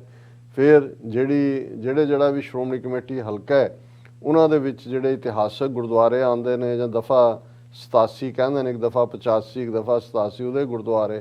ਉਹਨਾਂ ਦੇ ਮੈਨੇਜਰ ਉਹਨਾਂ ਦੀ ਮਰਜ਼ੀ ਨਾਲ ਲਾਏ ਜਾਂਦੇ ਨੇ, ਉੱਥੋਂ ਵੀ ਚੰਗੇ ਵੱਡੇ ਪੈਮਾਨੇ ਤੇ ਘਪਲਾ ਹੁੰਦਾ। ਸੋ ਇਹ ਸ਼੍ਰੋਮਣੀ ਕਮੇਟੀ ਮੈਂਬਰ ਵੀ, ਔਰ ਜਦੋਂ ਤੁਸੀਂ ਹੁਣ ਵੀ ਜਦੋਂ ਨਵਾਂ ਉਹਨਾਂ ਨੇ ਟੀਮ ਚੁਣੀ ਹੈ ਤੇ 20 ਕੇ 25 ਮਰ ਚੁੱਕੇ ਨੇ, ਔਰ ਜਿਹੜੇ ਜਿਉਂਦੇ ਵੀ ਨੇ ਉਹਨਾਂ ਦੀ ਕੋਈ ਉੱਥੇ ਹੋਂਦ ਨਹੀਂ ਹੁੰਦੀ, ਜਾਂ ਕੋਈ ਡਿਬੇਟ ਡਿਸਕਸ਼ਨ ਜਾਂ ਜਿਹੜੇ ਚੈਲੰਜਸ ਨੇ ਉਹ ਫੇਸ ਨਹੀਂ ਹੁੰਦੇ। ਸੋ ਇਹ ਮਹਿਜ਼ ਸਾਰੀ ਸ਼੍ਰੋਮਣੀ ਕਮੇਟੀ ਦਾ ਜਿਹੜਾ ਸਿਸਟਮ ਹੈ ਉਹਨੂੰ ਬਾਦਲਾਂ ਦੀ ਰਖੇਲ ਵਾਂਗ ਜਿਹੜਾ ਹੈ ਉਹ ਉਹਨਾਂ ਨੇ ਕਰ ਦਿੱਤਾ ਹੋਇਆ, ਕਿਉਂਕਿ ਉਹਦੇ ਲਿਫਾਫੇ ਚੋਂ ਹੀ ਉਹ ਨਿਕਲਣਾ ਤੇ ਅੱਗੋਂ ਜਥੇਦਾਰ ਕਿਹਨੂੰ ਲਾਣਾ ਇਹ ਵੀ ਬਾਦਲ ਟੱਬਰ ਡਿਸਾਈਡ ਕਰਦਾ ਹੈ। ਪਹਿਲਾਂ ਕਿੰਨਾ ਨੁਕਸਾਨ ਕੀਤਾ ਹੈ। ਹਾਲਾਂਕਿ ਮੈਂ ਸਮਝਦਾ ਵੀ ਇਹ ਕਿਸੇ ਬਾਰੇ ਲਾਈਨ ਕਹੀ ਜਾਂਦੀ ਹੈ ਕਿ ਉਹਨੂੰ ਸ਼ਿਕਾਇਤ ਕੀਤੀ ਕਿਸੇ ਨੇ ਜਾ ਕੇ, ਜੀ ਫਲਾਂ ਜਿਹੜਾ ਚੀਫ ਮਿਨਿਸਟਰ ਇਵੇਂ ਕਰ ਰਿਹਾ, ਉਹ ਕਹਿੰਦਾ ਇਹ ਜੋ ਵੀ ਹੈ ਨਾ ਜਿਹੜਾ ਇਸ ਤੋਂ ਬਾਅਦ ਆਏਗਾ ਉਹਦੇ ਤੋਂ ਵੀ ਮਾੜਾ ਹੋਏਗਾ, ਕਿ ਵੀ ਹੁਣ ਇਸ ਤੋਂ ਬਾਅਦ ਮਾੜੇ ਹੀ ਤੁਰੇ ਹੋਣਗੇ। ਸੋ ਅਸੀਂ ਇਹ ਦੇਖਦੇ ਹਾਂ ਕਿ ਵੀ ਜਦੋਂ ਕੋਈ ਵੀ ਜਿਸ ਨੂੰ ਇਹ ਜਥੇਦਾਰ ਲਾਉਂਦੇ ਨੇ ਉਹ ਆਪਣਾ ਕੰਮਕਾਰ ਸ਼ੁਰੂ ਕਰਦਾ, ਇੱਕ ਵਾਰ ਹੁੰਦਾ ਹੈ ਕਿ ਜੀ ਇਹ ਇੱਕ ਹੋਰ ਚਮਚਾ ਲਾ ਦਿੱਤਾ ਹੈ, ਪਰ ਫਿਰ ਹੁੰਦਾ ਜੀ ਜਿਹੜਾ ਪੁਰਾਣਾ ਸੀ ਉਹਦੇ ਨਾਲੋਂ ਤਾਂ ਸ਼ਾਇਦ ਚੰਗਾ ਹੀ ਨਿਕਲੇ, ਪਰ ਉਹ ਇਸ ਕਿਸਮ ਦੀਆਂ ਕਰਤੂਤਾਂ ਕਰਦਾ ਹੈ ਬਾਦਲਾਂ ਦੇ ਹੱਕ 'ਚ ਕਿ ਫਿਰ ਇਹ ਕਹਿਣ ਤੇ ਮਜਬੂਰ ਹੋਣਾ ਪੈਂਦਾ ਕਿ ਇਹਦੇ ਕੋਲੋਂ ਤਾਂ ਪਹਿਲਾਂ ਹੀ ਚੰਗਾ ਸੀ, ਉਹਨੇ ਘੱਟੋ ਘੱਟ ਇਹ ਤੇ ਨਹੀਂ। ਸੋ ਇਹ ਵੱਧ ਤੋਂ ਵੱਧਤਰ ਜੇ ਲਫ਼ਜ਼ ਕਹਿਣਾ ਹੋਏ ਤੇ ਉਸ ਪਾਸੇ ਵਾਲੀ ਗੱਲ ਜਾ ਰਹੀ ਹੈ। ਹੁਣ ਤੁਸੀਂ ਇਹਨਾਂ ਦਾ ਕਿਰਦਾਰ ਦੇਖੋ, ਕਿਉਂਕਿ ਇਹ ਇਸ ਵੇਲੇ ਵੀ ਜਿਹੜੀ ਮੇਨ ਮੀਡੀਆ ਦੇ ਵਿੱਚ, ਖਾਸ ਤੌਰ 'ਤੇ ਪੰਜਾਬ ਦੇ ਮੀਡੀਆ 'ਚ ਵੀ, ਔਰ ਈਵਨ ਇਹ ਖਬਰ ਨੈਸ਼ਨਲ ਮੀਡੀਆ 'ਚ ਵੀ ਡਿਸਕਸ ਹੋਈ, ਕਿਉਂਕਿ ਮਨਜਿੰਦਰ ਸਿਰਸਾ ਆਲਮੋਸਟ ਹਰ ਰੋਜ਼ ਹੀ ਪਿਛਲੇ ਕਈ ਸਾਲਾਂ ਤੋਂ ਦਿੱਲੀ ਦੇ ਅੱਡ-ਅੱਡ TV ਚੈਨਲਸ 'ਤੇ ਬੈਠਾ, ਦਿੱਲੀ ਗੁਰਦੁਆਰਾ ਪ੍ਰਬੰਧਕ ਕਮੇਟੀ ਦੇ ਪ੍ਰਧਾਨ ਦੇ ਨਾਤੇ ਇੰਟਰਵਿਊ ਦਿੰਦਾ ਸੀ। ਪਾਕਿਸਤਾਨ ਨੂੰ ਗਾਲਾਂ ਕਢਾਉਣ ਲਈ ਵੀ ਉਹਨੂੰ ਰੱਖਿਆ ਹੋਇਆ ਸੀ, ਔਰ ਬਾਕੀ ਨਫ਼ਰਤ ਫੈਲਾਉਣ ਲਈ ਵੀ। ਲੇਕਿਨ ਕੋਵਿਡ ਦੇ ਚੱਲਦੇ ਆ, ਕਿਉਂਕਿ ਸਿੱਖ ਕੌਮ ਦੀ ਦਰਿਆ ਦਿਲੀ ਨੇ, ਔਰ ਮੈਨੇਜਮੈਂਟ ਪਾਰਟ ਤਾਂ ਦਿੱਲੀ ਕਮੇਟੀ ਕੋਲ ਸੀ, ਉੱਥੇ ਲੰਗਰ ਦੇ ਪ੍ਰਬੰਧ ਵੀ ਸਾਰੇ ਪਾਸੇ ਹੋਏ, ਲੋੜਵੰਦਾਂ ਨੂੰ ਜਿਹੜੇ ਕਰੋੜਾਂ ਲੋਕ ਖਾਸ ਤੌਰ 'ਤੇ ਜਿਹੜੇ ਸਡਨਲੀ ਲਾਕਡਾਊਨ ਤੋਂ ਬਾਅਦ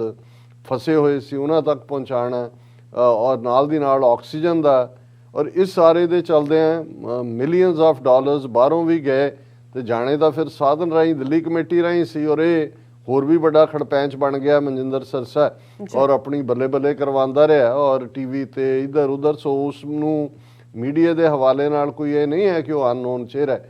ਹੁਣ ਕਿਉਂਕਿ ਬਜਟ ਵਾਈਜ਼ ਸਭ ਤੋਂ ਵੱਡੀ ਜਿਹੜੀ ਸਾਡੀ ਕਮੇਟੀ ਹੈ ਸ਼੍ਰੋਮਣੀ ਗੁਰਦੁਆਰਾ ਪ੍ਰਬੰਧਕ ਕਮੇਟੀ ਹੈ, 1300 ਕਰੋੜ ਦਾ ਉਹਦਾ ਬਜਟ ਹੋਏਗਾ। ਮੈਨੂੰ ਹੁਣ ਸ਼ਾਇਦ ਕੋਵਿਡ ਦੇ ਚੱਲਦਿਆਂ ਥੋੜ੍ਹਾ ਘਟਿਆ ਹੋਏ, ਲੇਕਿਨ ਇਹ ਐਵਰੇਜ 2 ਸਾਲ ਪਹਿਲਾਂ 1100 ਕਰੋੜ ਸੀ। ਔਰ ਉਸ ਤੋਂ ਬਾਅਦ ਹਾਲਾਂਕਿ ਦਿੱਲੀ ਗੁਰਦੁਆਰਾ ਮੈਨੇਜਮੈਂਟ ਕਮੇਟੀ ਤੋਂ ਬਾਅਦ ਪਟਨਾ ਸਾਹਿਬ ਮੈਨੇਜਮੈਂਟ ਕਮੇਟੀ ਹੈ, ਤਖਤ ਸ੍ਰੀ ਹਜ਼ੂਰ ਸਾਹਿਬ ਗੁਰਦੁਆਰਾ ਬੋਰਡ ਹੈ, ਪਰ ਜਿਹੜਾ ਸੈਕੰਡ ਮੋਸਟ ਬਜਟ ਵਾਲੀ ਕਮੇਟੀ ਹੈ ਉਹ ਦਿੱਲੀ ਗੁਰਦੁਆਰਾ ਪ੍ਰਬੰਧਕ ਕਮੇਟੀ ਹੈ। ਔਰ ਇਕੱਲਾ ਇਹ ਨਹੀਂ, ਕਿਉਂਕਿ ਦਿੱਲੀ ਰਾਜਧਾਨੀ ਹੈ,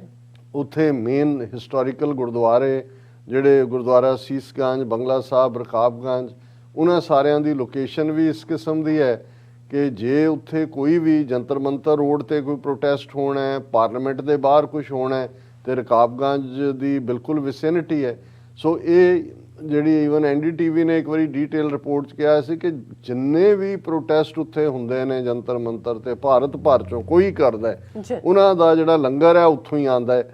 ਬੰਗਲਾ ਸਾਹਿਬ ਤੋਂ, ਰਕਾਬਗੰਜ ਤੋਂ ਔਰ ਦੂਸਰੇ ਸਾਰੇ ਥਾਵਾਂ ਤੋਂ। ਹੁਣ ਇਸ ਵਜ੍ਹਾ ਕਰਕੇ ਵੀ, ਔਰ ਵੈਸੇ ਵੀ ਦਿੱਲੀ 'ਚ ਸਿੱਖਾਂ ਦੀ ਵਿਜ਼ਿਬਿਲਿਟੀ ਹੈ ਕਿਉਂਕਿ ਆਰਥਿਕ ਤੌਰ ਦੇ ਉੱਤੇ ਵੀ ਸੌਖੇ ਨੇ, ਔਰ ਦਿੱਲੀ ਗੁਰਦੁਆਰਾ ਮੈਨੇਜਮੈਂਟ ਕਮੇਟੀ ਦੇ ਉੱਤੇ ਵੀ ਏਜੰਸੀਆਂ ਦਾ ਹਮੇਸ਼ਾ ਜ਼ੋਰ ਰਹਿੰਦਾ ਕਿ ਕੰਟਰੋਲ ਰਹੇ, ਔਰ ਉਹਨਾਂ ਨੇ ਚੰਗੀ ਤਰ੍ਹਾਂ ਕੰਟਰੋਲ ਵੀ ਕੀਤਾ। ਮਨਜਿੰਦਰ ਸਿਰਸਾ ਹੁਣ ਬੇਸ਼ੱਕ ਸੁਰਖੀਆਂ 'ਚ ਇਸ ਲਈ ਹੈ ਕਿ ਜੀ ਉਹਨੇ ਦਿੱਲੀ ਕਮੇਟੀ ਤੋਂ ਰਿਜ਼ਾਈਨ ਕੀਤਾ ਔਰ ਉਹਨੇ BJP ਜੁਆਇਨ ਕੀਤੀ। ਹਾਲਾਂ ਅਸੀਂ ਕੱਲ੍ਹ ਵੀ ਗੱਲ ਕੀਤੀ ਸੀ ਕਿ 2017 ਦੇ ਵਿੱਚ ਰਜੌਰੀ ਗਾਰਡਨ ਦੀ ਸੀਟ ਤੋਂ, ਜਿਹੜੀ ਸੀਟ 'ਤੇ ਪਹਿਲਾਂ ਜਰਨੈਲ ਸਿੰਘ ਪੱਤਰਕਾਰ ਜਿਹੜੇ ਕੋਵਿਡ ਦੀ ਭੇਟ ਚੜ੍ਹ ਗਏ, ਉਹ MLA ਬਣੇ ਸੀ, ਔਰ ਕੇਜਰੀਵਾਲ ਜਿਹਨੂੰ ਇਹ ਲੱਗਦਾ ਸੀ ਕਿ ਵੀ ਇਹ ਜਰਨੈਲ ਸਿੰਘ ਸੱਚਾ ਸੁੱਚਾ ਆਦਮੀ, ਇਹ ਜਿਹੜਾ ਇਸ ਨੂੰ ਕਿਵੇਂ ਖੂੰਜੇ ਲਾਣਾ, ਔਰ ਉਹਨੇ ਜਰਨੈਲ ਸਿੰਘ ਉਹਨਾਂ ਨੂੰ ਕਿਹਾ ਜੀ ਤੁਸੀਂ ਜਾ ਕੇ ਇੱਥੋਂ ਰਿਜ਼ਾਈਨ ਕਰਕੇ ਪੰਜਾਬ 'ਚ ਆਪਣੀ ਵੋਟ ਬਣਾਓ ਔਰ ਲੰਬੀ ਹਲਕੇ ਤੋਂ ਪ੍ਰਕਾਸ਼ ਸਿੰਘ ਬਾਦਲ ਦੇ ਖਿਲਾਫ ਖਲੋਵੋ। ਹੁਣ ਜ਼ਾਹਰ ਹੈ ਉਹਨੇ ਪੰਜਾਬ 'ਚ ਜਰਨੈਲ ਸਿੰਘ ਨੇ ਵੋਟ ਵੀ ਬਣਾਈ, ਔਰ ਜੇ ਇਹਦੇ 'ਚ ਕੋਈ ਸ਼ੱਕ ਨਹੀਂ ਹੈ ਕਿ ਉਹ ਲੰਬੀ ਤੋਂ ਵੀ ਜਿੱਤ ਸਕਦਾ ਸੀ, ਪਰ ਜਿਵੇਂ ਅਮਰਿੰਦਰ ਔਰ ਬਾਦਲਾਂ ਦਾ ਆਪਸ ਦੇ ਵਿੱਚ ਅਲਾਇੰਸ ਸਭ ਰਲੇ ਹੋਏ ਨੇ, ਸਭ ਭਾਈ ਨੇ, ਸਭ ਚੋਰ ਨੇ। ਔਰ ਅਮਰਿੰਦਰ ਨੇ ਵੀ ਆਪਣੇ ਪੇਪਰ ਲੰਬੀ ਤੋਂ ਫਾਈਲ ਕਰਤੇ। ਮਤਲਬ ਇਹ ਸੀ ਕਿ ਕਾਂਗਰਸ ਦੀਆਂ ਵੋਟਾਂ ਜਿਹੜੀਆਂ ਨੇ ਉਹ ਜਿਹੜੀਆਂ ਬਾਦਲ ਦੇ ਅਗੇਂਸਟ ਜਾਣੀਆਂ ਸੀ, ਜਰਨੈਲ ਸਿੰਘ ਨੂੰ ਜਾਣੀਆਂ ਸੀ।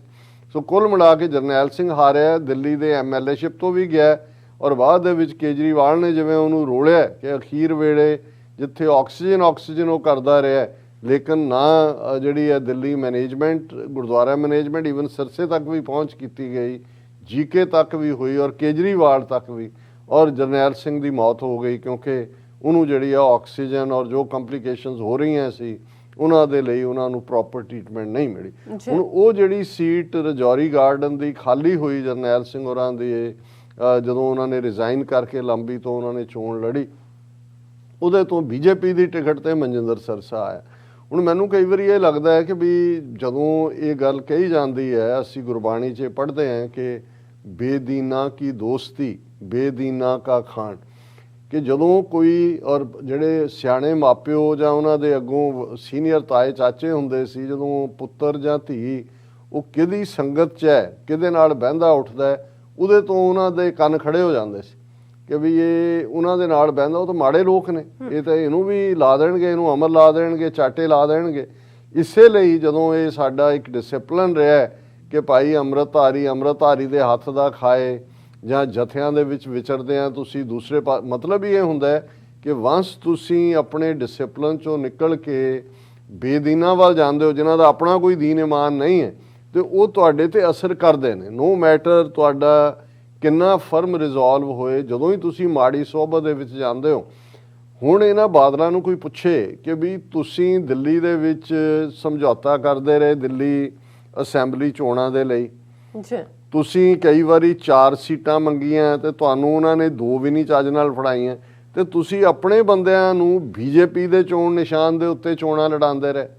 ਮਨਜਿੰਦਰ ਸਿਰਸਾ ਵੀ ਜਿਹੜਾ ਇਹ MLA ਬਣਿਆ ਹੈ 2017 ਦੇ ਵਿੱਚ, ਉਹ BJP ਦੇ ਚੋਣ ਨਿਸ਼ਾਨ ਤੇ ਬਣੇ। ਸੋ ਉਹ ਤਾਂ ਆਲਰੇਡੀ BJP 'ਚ ਸੀ। ਫਿਰ ਜੇ ਇਸ ਕਿਸਮ ਦਾ ਘਟੀਆ ਬੰਦਾ ਜਿਹਨੂੰ ਤੁਸੀਂ ਰੱਖਿਆ ਇਸ ਕਿਸਮ ਦਾ ਮਾਫੀਆ ਦੇ ਤੌਰ ਤੇ ਪੈਸੇ ਦਿੱਲੀ ਕਮੇਟੀ ਦੇ ਖਾਣ ਲਈ ਔਰ ਆਪਣੇ ਵਿਰੋਧੀਆਂ ਨੂੰ ਗਾਲਾਂ ਕਢਵਾਉਣ ਦੇ ਲਈ, ਗੁੰਡੇ ਇਕੱਠੇ ਕਰਕੇ ਜਿਹ 'ਤੇ ਮਰਜ਼ੀ ਹਮਲਾ ਕਰਵਾਉਣ ਲਈ, ਤੇ ਉਸੇ ਨੂੰ ਹੀ ਤੁਸੀਂ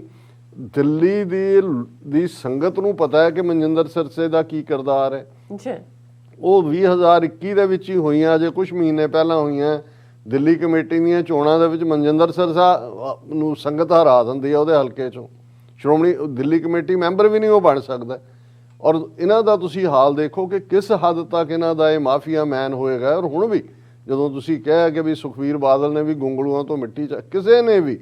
ਸੁਖਬੀਰ ਬਾਦਲ ਨੇ ਜਾਂ ਕਿਸੇ ਨੇ, ਤੁਸੀਂ ਔਰ ਮੈਨੂੰ ਤਾਂ ਕਈ ਵਾਰੀ ਇਹ ਵੀ ਲੱਗਦਾ ਹੈ ਵੀ ਇਹ ਵੀ ਹੋ ਸਕਦਾ ਇਹਨਾਂ ਨੇ ਆਪ ਹੀ ਭੇਜਿਆ ਹੋਏ ਕਿ ਭਾਈ ਇਹਨਾਂ ਦੇ ਖਿਲਾਫ ਵੀ ਕੋਈ ਨਾ ਕੋਈ ਕੇਸ ਖੁੱਲ੍ਹਣ ਵਾਲੇ ਨੇ। ਤੇ ਔਰ ਕੱਲ੍ਹ ਨੂੰ ਮੈਨੂੰ ਕੋਈ ਹੈਰਾਨੀ ਨਹੀਂ ਹੋਏਗੀ, ਅੱਜ ਹੀ ਮੈਂ ਆਪਣੀ ਟੀਮ ਨੂੰ ਕਹਿ ਰਿਹਾ ਸੀ, ਮੈਂ ਕਿਹਾ ਮੈਨੂੰ ਕੋਈ ਹੈਰਾਨੀ ਨਹੀਂ ਹੋਏਗੀ ਕਿ ਬਾਦਲ ਅਕਾਲੀ ਦਲ ਆਪਣਾ ਸਾਰਾ ਅਕਾਲੀ ਦਲ ਡਿਜ਼ੋਲਵ ਕਰਕੇ BJP 'ਚ ਹੀ ਚਲੇ ਜਾਣ ਔਰ ਉਹਨਾਂ ਨੂੰ ਉਹ ਕਹਿਣ ਜੀ ਠੀਕ ਹੈ ਅਸੀਂ ਤੁਹਾਡੇ ਬਿਹਾਫ ਤੇ ਰਨ, ਉਹਨਾਂ ਨੂੰ ਵੀ ਕੋਈ ਇਤਰਾਜ਼ ਨਹੀਂ ਹੋਏਗਾ ਵੀ ਤੁਸੀਂ BJP ਦਾ ਲੇਬਲ, ਕਿਉਂਕਿ ਜਿਸ ਕਿਸਮ ਦੇ ਇਹਨਾਂ ਦੇ ਰਿਐਕਸ਼ਨ ਆਏ ਨੇ। ਹੁਣ ਇਸ ਸਭ ਦੇ ਚੱਲਦੇ ਆ ਸੁਖਬੀਰ ਬਾਦਲ ਇਹਨੂੰ ਹੀ ਜਿਹੜਾ ਸ਼੍ਰੋਮਣੀ ਕਮੇਟੀ ਦੇ ਹੁਣ ਦਿੱਲੀ ਕਮੇਟੀ, ਪਟਨਾ ਸਾਹਿਬ ਮੈਨੇਜਮੈਂਟ ਔਰ ਹਜ਼ੂਰ ਸਾਹਿਬ ਮੈਨੇਜਮੈਂਟ, ਇਹਨਾਂ ਦੇ ਕਨਸਟੀਟਿਊਸ਼ਨ ਦੇ ਵਿੱਚ ਹੈ ਕਿ ਸ਼੍ਰੋਮਣੀ ਕਮੇਟੀ 2 ਜਾਂ 3 ਮੈਂਬਰ ਨੋਮੀਨੇਟ ਕਰ ਸਕਦੀ ਹੈ। ਹੁਣ ਦਿੱਲੀ ਦੀਆਂ ਸੰਗਤਾਂ ਵੱਲੋਂ ਰਿਜੈਕਟ ਕੀਤੇ ਹੋਏ ਇਸ ਬੰਦੇ ਨੂੰ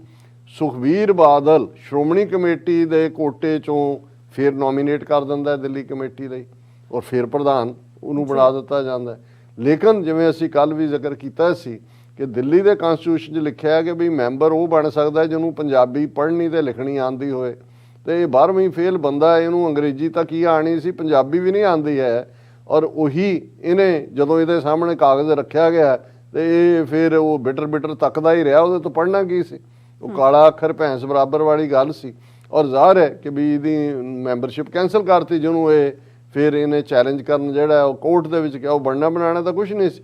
ਹੁਣ ਜਦੋਂ ਬਿਲਕੁਲ ਹੀ ਐਕਸਪੋਜ਼ ਹੋ ਗਿਆ ਔਰ ਐਸੇ ਕੀ ਕੇਸ ਨੇ, ਹੁਣ ਜਿਹੜਾ ਡਿਫੈਂਸ ਸੁਖਬੀਰ ਬਾਦਲ ਨੇ ਦਿੱਤਾ ਹੈ ਇਹਦੇ ਜਾਣ ਦਾ। ਔਰ ਅਫਸੋਸ ਦੀ ਗੱਲ ਕਿ ਅਕਾਲ ਤਖਤ ਸਾਹਿਬ ਦਾ ਜਥੇਦਾਰ ਜਿਹੜਾ ਧਾਰਮਿਕ ਮੁੱਦੇ ਦੇ ਉੱਤੇ ਤਾਂ ਉਹਨੇ ਜ਼ੁਬਾਨ ਬੰਦ ਕੀਤੀ ਹੁੰਦੀ ਹੈ, ਜਿਹੜਾ ਉਹਦਾ ਪ੍ਰਵਿਊ ਹੈ ਕਿ ਵੀ ਜੇ ਸੁਖਬੀਰ ਬਾਦਲ ਆਪਣੇ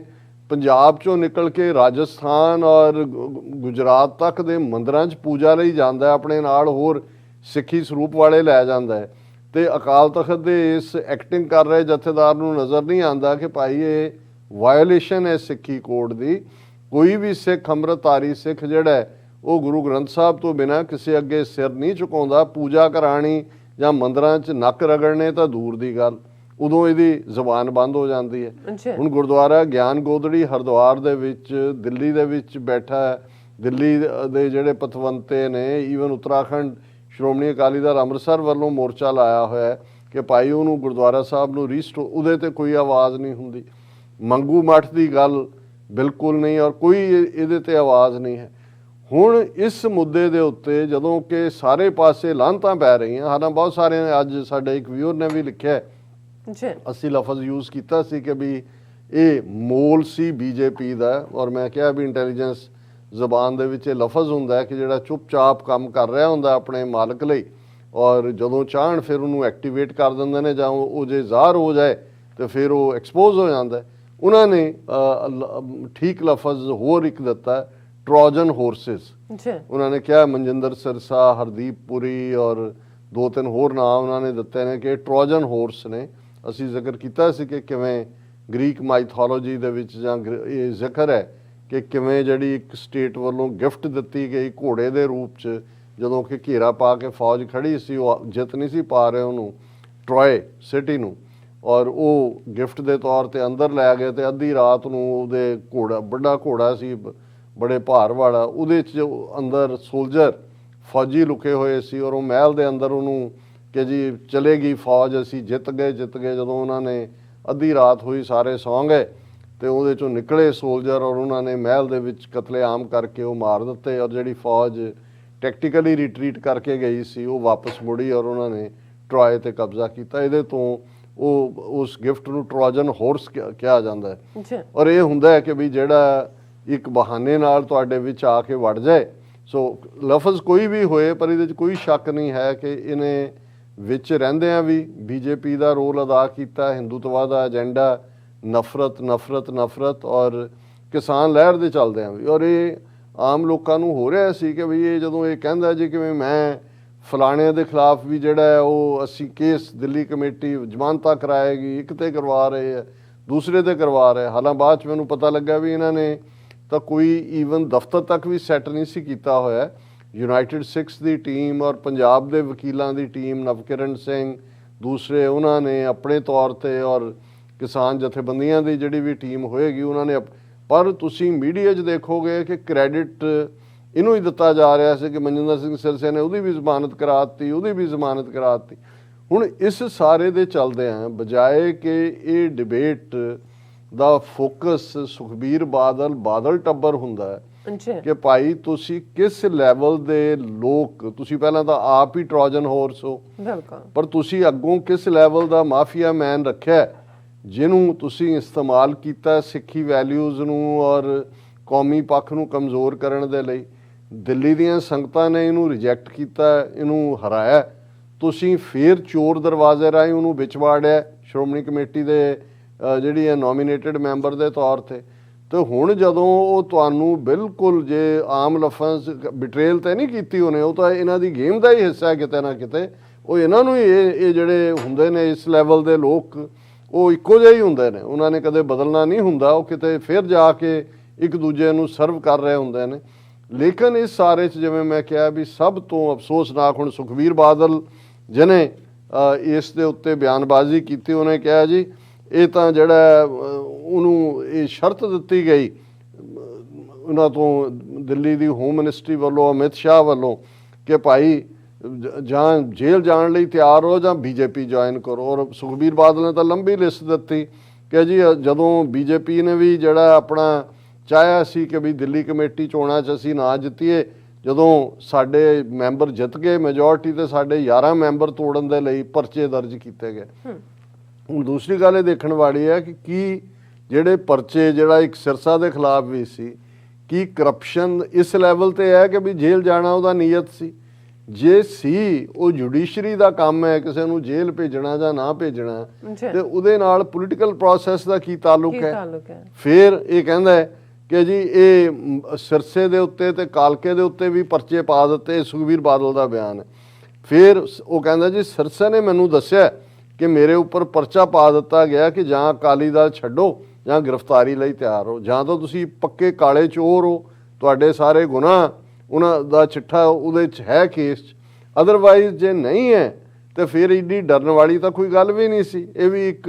ਇਹ ਡਿਫੈਂਡ ਕਰ ਰਿਹਾ ਸੁਖਬੀਰ ਬਾਦਲ ਵੀ ਕਿਤੇ ਵੀ। ਔਰ ਉਹਨੇ ਕਿਹਾ ਜੀ ਦੇਖੋ ਉਹ ਦਬਾਅ ਨਹੀਂ ਸਹਿ ਸਕੇ, ਮੈਨੂੰ ਇਸ ਗੱਲ ਦਾ ਅਫਸੋਸ ਹੈ। ਇਹ ਗੋਂਗਲੂਆਂ ਤੋਂ ਮਿੱਟੀ ਝਾੜਨ ਤੋਂ ਵੀ ਘਟੀਆ ਜਿਹੜੀ ਉਹਦਾ ਹੈ। ਫਿਰ ਉਹਨੇ ਕਿਹਾ ਜੀ ਜਿਨ੍ਹਾਂ ਨੇ ਕਿਸਾਨ ਅੰਦੋਲਨ 'ਚ ਸ਼ਮੂਲੀਅਤ ਕੀਤੀ ਉਹਨਾਂ ਨੂੰ ਸਰਕਾਰ ਟਾਰਗੇਟ ਕਰ, ਮਤਲਬ ਇਹ ਕਿ ਜੀ ਦੇਖੋ ਮਨਜਿੰਦਰ ਸਿਰਸਾ ਨੇ ਹਮਾਇਤ ਕੀਤੀ ਸੀ ਇਸ ਲਈ ਉਹਨੂੰ ਟਾਰਗੇਟ ਕੀਤਾ। ਫਿਰ ਉਹ ਆਪਣਾ ਦੱਸ ਰਿਹਾ ਜੀ ਕਿਸਾਨ ਅੰਦੋਲਨ ਨਾਲ ਜੋੜ ਕੇ ਦੇਖੋ ਰਖੜਾ ਪਰਿਵਾਰ ਦੇ ਖਿਲਾਫ ਕਾਰਵਾਈ ਕੀਤੀ ਗਈ, ਉਹਨਾਂ ਨੂੰ 에ਅਰਪੋਰਟ ਤੋਂ ਵਾਪਸ ਭੇਜਿਆ ਗਿਆ। ਉਹਨਾਂ ਨੇ ਕਿਹਾ ਅਫਸੋਸ ਹੈ ਅਕਾਲੀ ਦਲ ਨੇ ਜਿਸ ਸਿਰਸੇ ਨੂੰ ਇੰਨਾ ਮਾਣ ਸਨਮਾਨ ਦਿੱਤਾ ਉਹ ਝੁੱਕ ਗਿਆ, ਝੁੱਕਿਆ ਨਹੀਂ, ਮਾਣ ਸਨਮਾਨ ਨਹੀਂ ਦਿੱਤਾ, ਤੁਹਾਡਾ ਉਹ ਦਲਾਲ ਸੀ, ਪੈਸੇ ਤੁਹਾਨੂੰ ਦਿੰਦਾ ਰਿਹਾ ਤੇ ਇਹਦੇ ਖਿਲਾਫ ਤੁਸੀਂ ਬੋਲਣ ਦੀ ਹਿੰਮਤ ਇਸ ਲਈ ਵੀ ਨਹੀਂ ਕਰੋਗੇ ਜਾਂ ਕਦੇ, ਕਿਉਂਕਿ ਉਹਦੇ ਕੋਲ ਤੁਹਾਡੇ ਇੰਨੇ ਕੁ ਭੇਤ ਹੋਣਗੇ ਕਿ ਉਹ ਕਹੇਗਾ ਵੀ ਫਿਰ ਬੋਲਾਂ, ਫਿਰ ਉਹ ਤੁਸੀਂ ਕਹੋਗੇ ਕਿ ਰਾਜ ਕੋ ਰਾਜ ਰਹਿਣੇ ਦਿਓ, ਵੀ ਆਪਣਾ ਕਰੋ। ਹੁਣ ਇਹ ਸੁਖਬੀਰ ਬਾਦਲ ਇੱਕ ਟਰੋਜਨ ਹੋਰਸ ਦੂਜੇ ਬਾਰੇ ਕੀ ਕਹਿੰਦਾ ਇਹ ਸਮਝ ਆ ਸਕਦਾ, ਪਰ ਜਿਹੜਾ ਅਕਾਲ ਤਖਤ ਦੇ ਵਕਾਰ ਨੂੰ, ਅਕਾਲ ਤਖਤ ਦੀ ਗਰਮਾ ਨੂੰ, ਮਾਣ ਮਰਿਆਦਾ ਨੂੰ ਜਿਵੇਂ ਇਸ ਐਕਟਿੰਗ ਕਰਨ ਵਾਲੇ ਗਿਆਨੀ ਹਰਪ੍ਰੀਤ ਸਿੰਘ ਨੇ ਡੈਮੇਜ ਕੀਤਾ, ਉਹ ਕਹਿ ਰਿਹਾ ਕਿ ਜੀ ਇਹ ਜਿਹੜਾ ਧਮਕੀ ਦੇ ਕੇ ਪਹਿਲੀ ਗੱਲ ਤਾਂ ਇਹ ਪ੍ਰਵਿਊ ਇਹ ਜੁਰਿਸਡਿਕਸ਼ਨ ਹੀ ਭਾਈ ਤੇਰੀ ਨਹੀਂ ਹੈ ਕਿ ਵੀ ਤੂੰ ਇਹ ਜਿਹੜੀ ਗੱਲ ਕਰੇ ਕਿ ਵੀ ਉਹਨੇ ਕਿਉਂ ਛੱਡੀ, ਕਿਉਂ ਨਹੀਂ ਕੀਤਾ ਹੈ। ਫਿਰ ਉਹ ਕਹਿ ਰਿਹਾ ਕਿ ਵਿਦੇਸ਼ੀ ਹੁਕਮਰਾਨ ਜਦੋਂ ਭਾਰਤ ਆਏ ਤਾਂ ਉਹਨਾਂ ਨੇ ਭਾਰਤੀ ਲੋਕਾਂ ਨੂੰ ਕਿਹਾ ਜਾਂ ਧਰਮ ਚੁਣ ਲਓ ਜਾਂ ਕਰਮ ਚੁਣ ਲਓ। ਜਿਨ੍ਹਾਂ ਨੂੰ ਧਰਮ ਪਿਆਰਾ ਸੀ ਉਹਨਾਂ ਨੇ ਧਰਮ ਚੁਣ ਲਿਆ, ਜਿਨ੍ਹਾਂ ਨੂੰ ਕਰਮ ਪਿਆਰਾ ਸੀ ਉਹਨਾਂ ਨੇ ਹੁਣ ਮਤਲਬ ਇਸ ਕਰਪਟ ਚੋਰ ਗੁੰਡੇ ਨੂੰ 18ਵੀਂ ਸਦੀ ਦੇ ਉਹਨਾਂ ਉਦਾਹਰਨਾਂ ਦੇ ਨਾਲ ਕੰਪੇਅਰ ਕਰਨਾ ਕਿ ਜੀ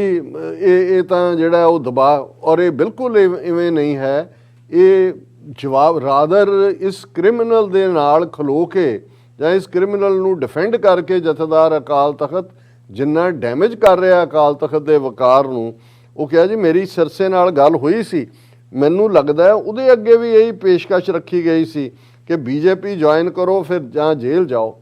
ਹੁਣ ਜੇਲ੍ਹ ਜਾਣਾ ਕਿਸੇ ਸਿਆਸੀ ਬੰਦੇ ਦੇ ਲਈ ਅੰਟਿਲ ਅਨਲੈਸ ਉਹ ਪੱਕਾ ਉਹਨੂੰ ਇਹ ਲੱਗਦਾ ਹੋਏ ਵੀ ਇਸ ਕਿਸਮ ਦੇ ਸਬੂਤ ਨੇ ਕਿ ਉਹ ਸਾਰੀ ਉਮਰ ਬਾਹਰ ਨਹੀਂ ਨਿਕਲ ਸਕਦਾ, ਪਰ ਕਰਪਸ਼ਨ ਦੇ ਕੇਸਾਂ 'ਚੋਂ ਵੀ ਬੜੇ ਬੜੇ ਬਰੀ ਹੁੰਦੇ ਨੇ, ਐਸੀ ਤਾਂ ਨਹੀਂ ਹੈ। ਅਦਰ ਦੈਨ ਫਿਰ ਉਹ ਕਹਿ ਰਿਹਾ ਕਿ ਇਹ ਜਿਹੜਾ ਇਵੇਂ ਹੀ ਹੈ ਜਿਵੇਂ ਵਿਦੇਸ਼ੀ ਹੁਕਮਰਾਨ ਨੂੰ ਉਹ ਚੋਇਸ ਦਿੰਦੇ ਸੀ ਕਿ ਜੀ ਜਾਂ ਆਪਣਾ ਮਜ਼ਹਬ ਬਦਲ ਲਓ ਜਾਂ ਮਰਨ ਲਈ ਤਿਆਰ ਰਹੋ, ਔਰ ਇਸ ਲਈ ਫਿਰ ਇੱਥੇ ਨਹੀਂ ਜਥੇਦਾਰ ਰੁਕਿਆ। ਇਸ ਗੁੰਡੇ ਦੇ ਇਸ ਸੈਕਸ਼ਨ ਤੋਂ ਬਾਅਦ ਵੀ ਉਹ ਕਹਿੰਦਾ ਕਿ ਉਹਨੂੰ ਇਸ ਕੰਮ ਲਈ ਦਿੱਲੀ ਦੇ ਆਪਣੇ ਆਪ ਨੂੰ ਸਿੱਖ ਕਹਾਣ ਵਾਲੇ ਆਗੂਆਂ ਨੇ ਵੀ ਜ਼ਮੀਨ ਤਿਆਰ ਕੀਤੀ। ਹੁਣ ਉਹ ਵਿਰੋਧੀਆਂ ਨੂੰ ਕਹਿ ਰਿਹਾ ਜਿਹੜੇ ਵੀ ਜ਼ਾਹਰ ਹੈ ਸਰਨਾ ਬ੍ਰਦਰਜ਼ ਔਰ ਜੀਕੇ ਦੂਜੇ ਤੀਜੇ ਜਿਨ੍ਹਾਂ ਨੇ ਇਹਨੂੰ ਹਰਾਇਆ, ਇਹਦਾ ਮਤਲਬ ਇਹ ਹੈ ਕਿ ਜੀ ਤੁਸੀਂ ਇਹਨੂੰ ਗੁੰਡਾ ਹੈ, ਲੁਟੇਰਾ ਸੀ, ਖਾਣ ਦਿੰਦੇ, ਬਾਦਲਾਂ ਦਾ ਵੀ ਢਿੱਡ ਭਰ ਰਿਹਾ, ਆਪਣਾ ਵੀ ਭਰ ਰਿਹਾ ਸੀ, ਤੁਸੀਂ ਇਹਨੂੰ ਕਾਹਦਾ ਵਿਰੋਧ ਕਰਨਾ ਸੀ। ਔਰ ਇਹ ਜਿਹੜਾ ਇਸ ਲੈਵਲ ਤੱਕ ਇਹਨੇ ਜਾ ਕੇ ਕਿਹਾ, ਔਰ ਠੀਕ ਉਹਨੇ ਇਸ ਸਾਰੇ ਤੋਂ ਤੁਸੀਂ ਇਹ ਅੰਦਾਜ਼ਾ ਲਾਓ ਕਿ ਜਦੋਂ ਜਿਹੜੀ ਗੱਲ ਅਸੀਂ ਕੱਲ੍ਹ ਕੀਤੀ ਸੀ ਕਿ ਬਾਦਲਾਂ ਦੇ ਥੱਲੇ ਕਿੰਨਾ ਨਿਗਾਰ, ਕਿਸ ਹੱਦ ਤੱਕ ਇੰਸਟੀਟਿਊਸ਼ਨਸ ਡਿਸਟਰੋਏ ਕਰ, ਅਕਾਲ ਤਖਤ ਤਾਂ ਸੁਪਰੀਮ ਹੈ, 4 ਸਦੀਆਂ ਤੋਂ ਅਕਾਲ ਤਖਤ ਦੀ ਨੂੰ ਕੌਣ ਜਿਹੜਾ ਚੈਲੰਜ ਕਰ ਸਕਦਾ, ਪਰ ਇਹ ਉਹੀ ਦੌਰ ਦੇ ਲੋਕ ਨੇ ਜਿਵੇਂ ਉਹ ਜਿਹਾ ਇੱਕ ਵਾਰ ਅਰੂੜ ਸਿੰਘ ਸੀ ਜਿਹਨੇ ਉਸ ਜਨਰਲ ਡਾਇਰ ਨੂੰ ਸੱਦ ਕੇ ਸਿਰੋਪਾਓ ਦਿੱਤਾ ਸੀ ਅਕਾਲ ਤਖਤ ਤੋਂ, ਜਿਹਨੇ ਜਲਿਆਂਵਾਲੇ ਬਾਗ ਦਾ ਕਾਰਾ ਕਰਵਾਇਆ ਸੀ ਔਰ ਕੀਤਾ ਸੀ। ਅੱਜ ਗਿਆਨੀ ਹਰਪ੍ਰੀਤ ਸਿੰਘ ਦਾ ਨਾਂ ਉਸ ਕਿਸਮ ਦੇ ਜਥੇਦਾਰਾਂ ਦੀ ਲਿਸਟ 'ਚ ਲਿਖਿਆ ਜਾਏਗਾ ਜਿਵੇਂ ਉਹਨੇ ਇਸ ਕ੍ਰਿਮੀਨਲ ਨੂੰ ਔਰ ਇਸ ਟਰੋਜਨ ਹੋਰਸ ਨੂੰ डिफेंड किया। जी डॉक्टर साहब तुहाडा बहुत बहुत शुक्रिया, तुसीं अपने विचार साडे दर्शकों नाल साझे कीते ने। सो इत्थे लेने ब्रेक, और ब्रेक ते जाण तो पहलां असीं अपने दर्शकों ते ਸਰੋਤਿਆਂ ਨੂੰ अपील ते बेनती करदी व्यूअर्स जिस तरह कि तुसीं जानदे हो कि TV 84 एक पंथक चैनल है। TV 84 दी ਚੜ੍ਹਦੀ ਕਲਾ ਲਈ ਵੱਧ ਤੋਂ ਵੱਧ ਡੋਨੇਟ ਕਰੋ। ਡੋਨੇਟ ਕਰਨ ਲਈ ਸਾਡੀ ਵੈਬਸਾਈਟ tv84.tv ਤੇ ਜਾ ਕੇ ਪੇਪਲ ਦੀ ਵਰਤੋਂ ਕਰਕੇ ਵਨ ਟਾਈਮ ਡੋਨੇਟ ਕਰ ਸਕਦੇ ਹੋ, ਮੰਥਲੀ ਡੋਨੇਟ ਵੀ ਕਰ ਸਕਦੇ ਹੋ। ਤੁਸੀਂ TV84 ਦੇ ਨਾਮ ਤੇ ਚੈੱਕ ਬਣਾ ਕੇ ਸਾਨੂੰ ਮੇਲ ਵੀ ਕਰ ਸਕਦੇ ਹੋ ਸਾਡੇ ਇਸ ਪਤੇ ਤੇ 36-01 37th Avenue, Long Island City, New York 11101 USA, ਜਾਂ ਫਿਰ ਤੁਸੀਂ ਸਾਨੂੰ ਫੋਨ ਰਾਹੀਂ ਵੀ ਸੰਪਰਕ ਕਰ ਸਕਦੇ ਹੋ ਸਾਡੇ ਫੋਨ ਨੰਬਰ ਤੇ 5166191984। ਤੁਸੀਂ ਸਾਨੂੰ ਈਮੇਲ ਵੀ ਕਰ ਸਕਦੇ info@tv84.tv ਤੇ। ਅਸੀਂ ਤੁਹਾਡੇ ਤਹਿ ਦਿਲ ਤੋਂ ਸ਼ੁਕਰਗੁਜ਼ਾਰ ਹੋਵਾਂਗੇ। ਸੋ ਇੱਥੇ ਲੈਣੇ ਬ੍ਰੇਕ ਫਿਓਰਸ, ਤੁਸੀਂ ਸਾਨੂੰ ਇਸ ਤਰ੍ਹਾਂ ਬਣੇ ਰਹਿਣਾ। ਮਿਲਦੇ ਆਫਟਰ ਦਿਸ ਸ਼ਾਰਟ ਬ੍ਰੇਕ।